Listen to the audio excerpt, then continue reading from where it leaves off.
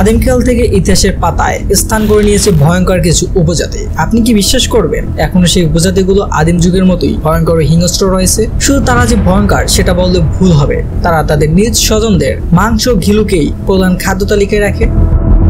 প্রতিটা ধর্মেই একটা নিজস্ব সত্তা রয়েছে, যেখানে মানুষ মারা গেলে তাকে কবরস্থ করা হয় কিংবা আগুনে পুড়িয়ে দেওয়া হয় অথবা স্রোত দ্বারা কোনো নদীতে ভোলায় ভাসিয়ে দেয়।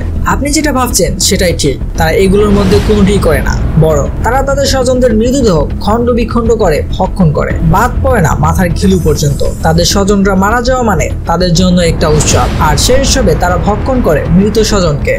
ভিডিওটির শুরু থেকে এই পর্যন্ত আমি যে বিষয়টি আপনাদের সাথে শেয়ার করতে চলছি সেটি হয়তো আপনারা ভাবতে পারেন হয়তো এটা কোনো আদিমকালের ঘটনা যেটা আমি আপনাদের সাথে শেয়ার করতে চলছি, কিন্তু বন্ধু আপনি যদি এটা ভেবে থাকেন তাহলে আপনি ভুল ভাবছেন। কারণ পৃথিবীতে এমন একটি জাতি বেঁচে আছে যারা তাদের স্বজনদের মাংস বর্তমান সময়ে এসেও ভক্ষণ করে, যেখানে প্রযুক্তির কল্যাণে সব জায়গাতেই আলোকিত হয়েছে, কিন্তু এই উপজাতিগুলো এখনো আধুনিকতার ছোঁয়ার বাইরে রয়ে গেছে। তবে জানলে অবাক হবেন, আধুনিকতার কোনো খবরই জেনে না এই উপজাতির লোকজন।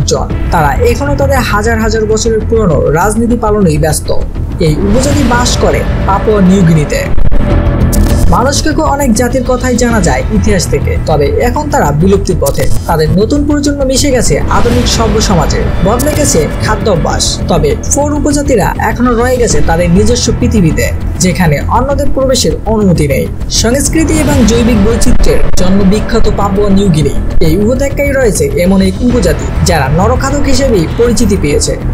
ফোর নামের এই বিশেষ উপজাতিটির বাস দেশের পূর্বাঞ্চলে। তারা সাধারণত নির্জনেই থাকতে পছন্দ করে। মানুষের মস্তিষ্ক ও মাংস অত্যন্ত পছন্দের খাবার এই জাতির, তবে সেটাও আবার পরিবারের মানুষের। এটি তাদের অনেকটা নেশার মতো।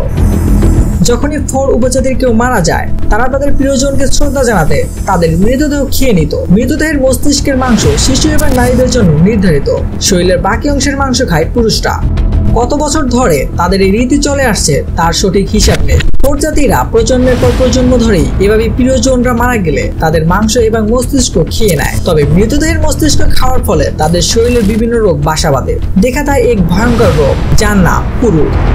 পুরু নামের এই বিশেষ রোগে আক্রান্ত হন এই উপজাতির বেশিরভাগ মানুষই। সায়েন্স নেচারে প্রকাশিত এক প্রতিবেদনে গবেষকরা জানান এই রোগের কারণে তাদের শরীরে একটি বিশেষ অণুর প্রতি আক্রমণাত্মক তৈরি করে।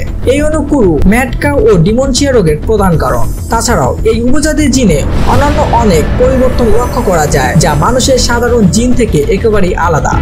বছরে প্রায় 2% মানুষ মারা যায় এই রোগের কারণে। এছাড়া ডিমনেশিয়া সহ নানান সমস্যা দেখা দেয় তাদের। 1950-এর দশকে এই প্রথা নিষিদ্ধ করা হয় এবং তারপর থেকেই পুরো মহামারী হ্রাস পেতে থাকে। এর জন্য কাজ করেছে অনেক গবেষক দল। বিশেষজ্ঞরা তাদের পরীক্ষা করে জানতে পারে বছরের পর বছর ধরে মৃতদেহের মস্তিষ্ক মাংস খাওয়ার ফলে তাদের রোগ দেখা দিত। তবে ফেরদের এই অভ্যাস বদলাতে বেশ কষ্ট হয়েছে বিশেষজ্ঞদের। প্রজাতির নর মাংস খাওয়া বাদ হলেও সভ্য সমাজে ফিরে আসেনি, তারা রয়ে গেছে নিজেদের পৃথিবীতে।